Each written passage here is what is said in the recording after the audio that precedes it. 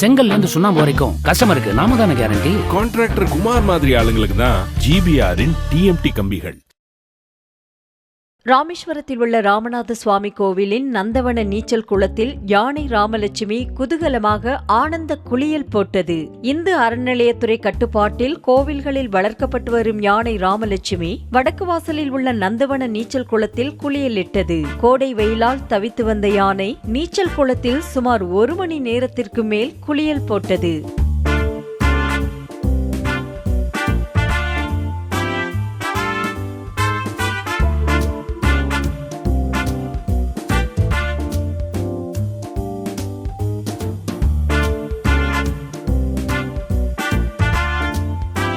கட்டுற கம்பில இருந்து அடிக்கிற ஆணி வரைக்கும் எல்லாம் குவாலிட்டியா இருக்கணும்ல. பிரகாஷ் போன்றவர்களுக்காகவே ஜிபிஆரின் டிஎம்டி கம்பிகள்.